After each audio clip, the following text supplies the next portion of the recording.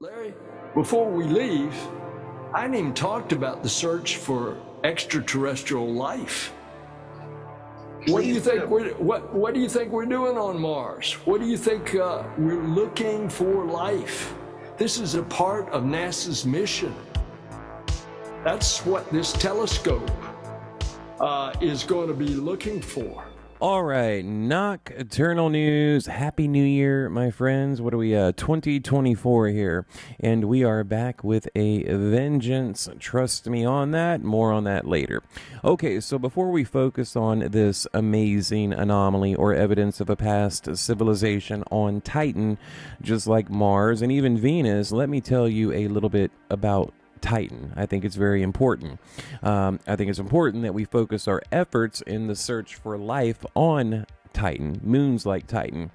This is Titan, one of Saturn's moons, and it's one of the most mysterious yet amazing satellites in our entire solar system. Like Earth, it has oceans, rivers, lakes, streams, but not of water like you see here on Earth, but of hydrocarbons like methane. Okay, so some pretty nasty stuff. Okay, and there's rain on Titan, just like Earth, and beneath the surface, Titan has large oceans that could possibly contain life. In fact, I think it does contain life. And I think if we do find life outside of Earth, like microbial life, for example, it will be on Titan, possibly Mars, but my money's on Titan. Titan, 50% larger than Earth's moon, and the second largest moon in our entire solar system. Now, NASA is planning an astrobiology mission to Titan to search for signs of life around 2029, maybe possibly 2030, somewhere in there. In fact, NASA is about to land another rover on the moon sometime in the next day or two, okay, coming up like in the next 48 hours, so there will definitely be, an update about that. And hopefully some new images, some new proof of life, all that good stuff. I'm excited. I literally posted exclusive video from NASA showing the robots and a mock-up of the new Artemis moon rover on one of my recent trips to NASA. So anyway, okay, back to Titan. The NASA probe, known as the Dragonfly, will fly to and explore multiple locations on Titan, searching for any signs of life. I mean, you heard Bill Nelson in the opening of the video that's their mission. That is their goal. And I think they already know, they've already found it, but they're just keeping it from the public, basically. So this Dragonfly, okay, flying to over 3 dozen predetermined locations, taking samples from the surface of Titan. Millions of dollars, hundreds of millions of dollars. Why? Again, they're searching for life. I mean, look, I can make an entire video about this particular moon. It's fascinating, but first, I want to show you guys something very interesting I found, and this could explain why NASA is so adamant about exploring Saturn's moon Titan in the search for life, okay? Look, there's a reason. NASA has a very limited budget, and I think they're going to Titan because they know something is there, okay? Titan has only been explored a couple of times, and we've actually only landed on Titan once. I believe the first spacecraft to visit Titan was NASA's Pioneer 11, okay, which flew past Saturn and its moons in 1979. This flyby was followed by NASA's Voyager 1 in 1980, and then Voyager 2 in 1981. And of course, Huygens dropping down from the Cassini spacecraft to capture some amazing video of Titan's surface, and that is real video footage that you're seeing or maybe already seen in my video. So look, there's a reason NASA is hyper focused on this particular moon, and I don't think it's like NASA nerd scientific stuff. I think they're searching for life, just like the head of NASA said, and I think they knew something was there from the past. Okay, before we continue, I just want to go over a few things you see here. 76,000. Okay, 76.3 thousand 101 shares. Okay, you're going to see here in a minute 267,113, up 28,000. Okay, these are the numbers we get on other platforms like Facebook, Rumble, and sometimes Twitter. But my point is, I just want to encourage all of you, please follow us on other platforms. We are so highly censored right here on YouTube. I mean, I literally get more views in 1 week than I get on YouTube in 6 months. I mean, I'm not even joking. You see here 185,450. Again, these are videos that I post on Facebook, Rumble, Twitter, Instagram, TikTok. I mean, we're everywhere. So just please, if you have these platforms, please just search Nocturnal News and you'll find us. 3,500 followers. I think that's one of our 3 different groups we have on Facebook. For the monthly reach there, almost 300,000. I mean, we literally get better numbers than channels like Secure Team 10 or Third Phase of Moon, 166K, 112K. I mean, this is Nocturnal News you're looking at right here. I think that one was like 1.8. And not all videos do this well, but my point is, YouTube is becoming almost a waste of time. Like I said, we're getting more views in a day than we get on YouTube in months. So, that's why you don't see a lot of videos here on YouTube. We are putting most of our efforts onto other platforms because it's worthwhile, right? I mean, if we're making videos on YouTube and getting 400 or 500 views, it's just not even worth our time. And we're going to continue doing it, but just please follow us on other platforms. Okay, so back to the video. Now, I think for the rest of the video, just kind of a freestyle off the top of my head. Okay, that was a photograph. I believe that was from Venus. That was an exclusive find by me. Actually, that was one of the pictures that was featured on Secure Team 10 when I got my little shout out over there. So thank you, Tyler. Now, right here, this is the Mars Reconnaissance Orbiter. I want to say 2011. Yeah, 2011 if memory serves correct.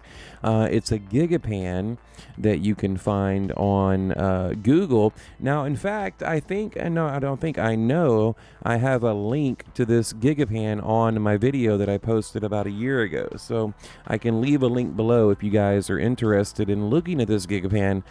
Basically, it's a high definition photo that someone took a lot of time and a lot of memory to upload to YouTube. And this is Mars. I mean, how incredible is that? You're looking at Mars. I mean, this just again goes to show you, like I was talking earlier about the Arizona State University, about how there's such clear photographs out there, okay? But unfortunately, we don't get them from a lot of these big agencies. It's, by the way, that's funded by our tax dollars, okay? Titan, right there. Saturn's biggest moon, second biggest moon in our solar system. Now, this is where you can basically download this image that I keep, showing you over and over and over. Okay, you see there USGS. Okay, this is a NASA website. And this is the original photograph where they mapped the surface of Titan. Okay, and these are all the details, all the data, all the proof that everything, in my video today is real. Okay, 100% real.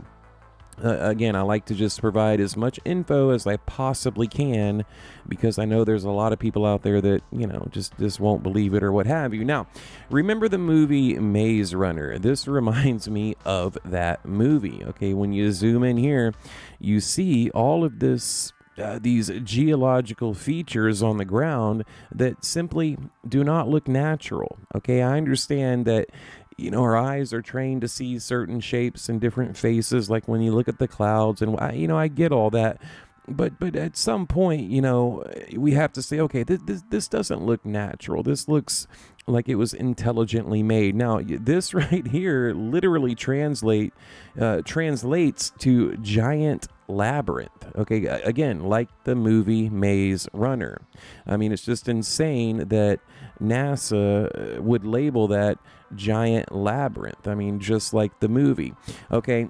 Maze Runner. Now, this right here, this is that was just a little clip from one of my recent videos, just proving that this is in fact the Mars orbiter, because I had a lot of people telling me that no, there's no way this is Mars. Well, again, that was basically a statement from NASA. I left a link below. Now, right here, I did an overlay of Titan, Titan overlaying Mars because it looks very similar.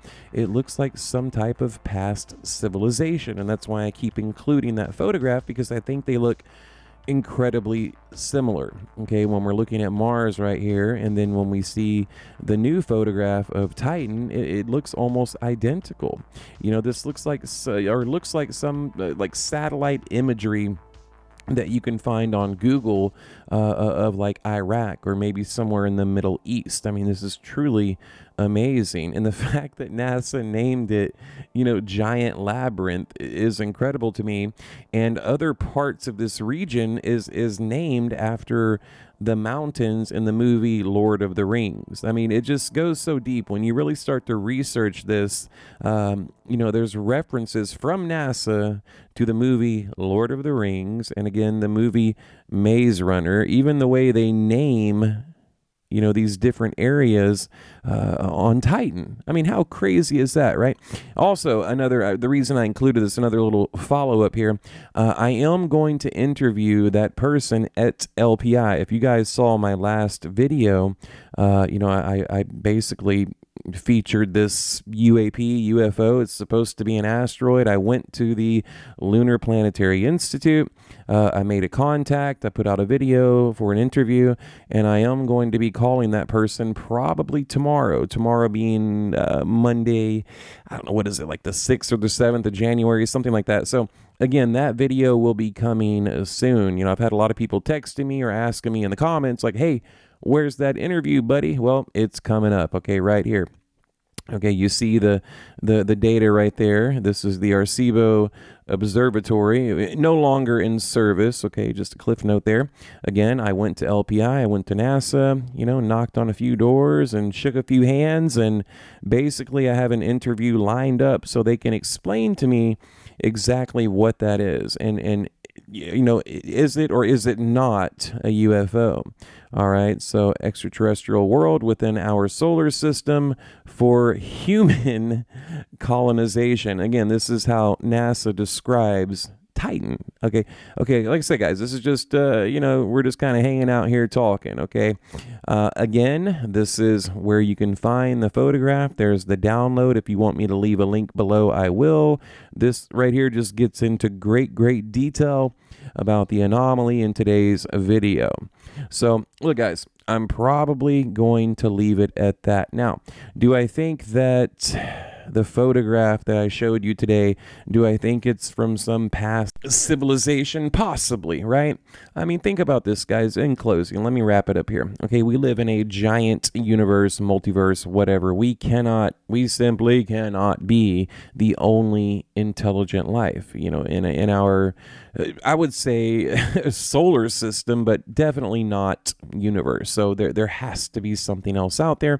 And I think this is just another piece of evidence that there was life on Titan, that there was life on Mars, and that's just my honest opinion. So, all right, guys, leave a comment below, and thank you very much for being here. Remember, please join us on other platforms because YouTube sucks. Okay, so when and where exactly was this photograph taken? Now, the top of this article from NASA talks about how this is crazy, how they named this particular region of Titan after a novel, basically after Lord of the Rings. So he's talking about a fantasy novel and Middle Earth. Okay, just insane, right? Now it goes on to say the map uses data collected by both the visual and infrared mapping spectrometer, VIMS, and radar instruments on NASA's Cassini spacecraft. And we'll get into that later. Basically, Huygens was dropped down from the Cassini spacecraft, craft with a T, in order to send back these images using this VIMS, again, a visual and infrared mapping spectrometer, and that's how we got that photograph. Okay, the Cassini-Huygens mission is a cooperative project of NASA and basically the European Space Agency. And the Italian Space Agency, JPL, manages the missions of NASA's Science Missions Directive, Washington, D.C. The Cassini orbiter was designed, developed, and assembled at JPL. Okay, and again, this just goes on to tell you exactly how, who, what, when, and where this photograph was taken. The radar instrument was built by JPL and the Italian Space Agency, working with team members from the United States and several European countries. The visual and infrared mapping spectrometer team is based at the University of Arizona. Now look, guys, that is a key note. Did you hear that? At the University of Arizona. Now, we know they have brought us, I think, the most amazing photographs from the Apollo program, Gemini, I mean, all of them, right? And that's where we find all of these HD photographs of the moon, okay, from all the different Apollo missions from the University of Arizona. Satellites, asteroids, I mean, just everything you can think of. For some reason, it's always the University of Arizona, okay? We're talking crystal clear gigapans and, these 1080p downloads. NASA puts out these blurry, horrible images. And then, of course, Arizona, the University of Arizona puts out amazing pictures with perfect clarity. So, again, I think it's very interesting. They are the ones that were responsible for processing these photographs from the VIMS system on the Cassini spacecraft and taken with and by the mapping spectrometer from Huygens.